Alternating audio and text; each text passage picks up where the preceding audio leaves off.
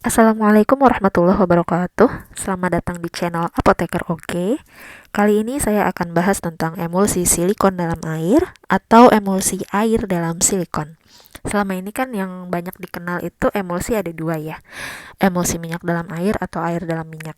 Nah, kali ini kita akan bahas tentang emulsi yang lain lagi, yaitu emulsi silikon.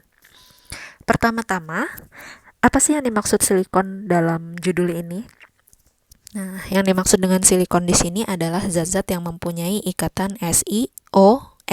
Si-nya itu silikon, O-nya itu oksigen, Si-nya lagi itu silikon. Contohnya apa? Contohnya ini.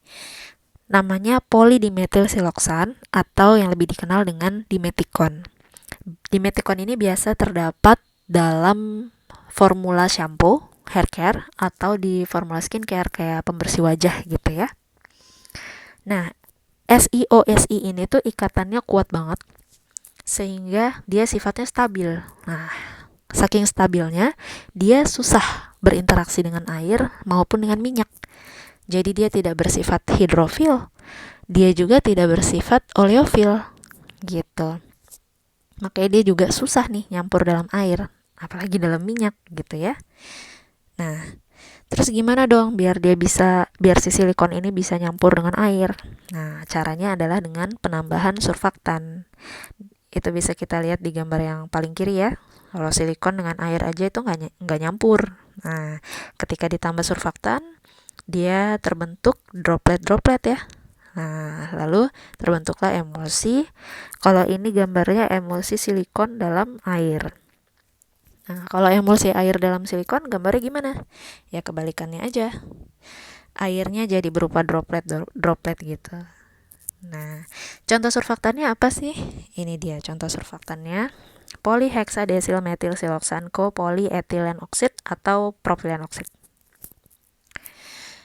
Nah, tapi walaupun udah ditambah surfaktan, tetap nggak stabil si emulsi silikon ini. Susah untuk menstabilkannya.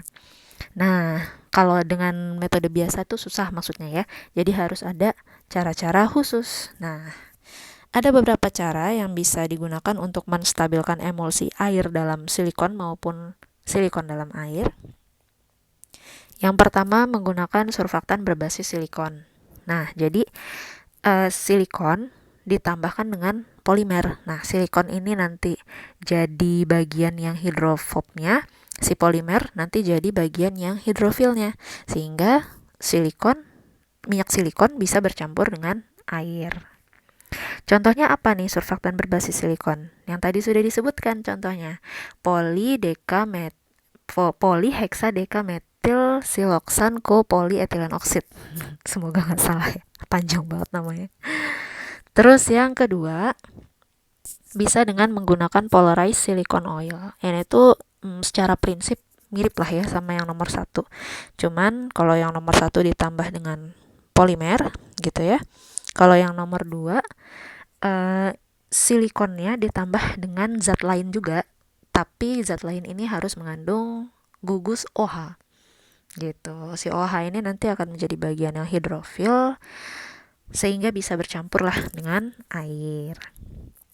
Yang ketiga, dengan menambahkan stabilizer. Contohnya HPMC. Nah, ini pernah dibahas ya di kuis di Instagram Apoteker Oke. Jadi yang digunakan itu lebih baik HPMC yang bobot molekulnya rendah, karena nanti emulsinya kan viskositasnya jadi lebih rendah sehingga dia lebih stabil gitu. Nah, terus apa nih yang membedakan air dalam silikon maupun silikon dalam air gitu ya emulsinya? Itu tergantung dari jenis surfaktan yang digunakan dan metode pembuatan emulsinya gitu. Oke, itu aja penjelasan tentang emulsi silikon. Semoga bermanfaat. Terima kasih sudah menonton. Wassalamualaikum warahmatullahi wabarakatuh.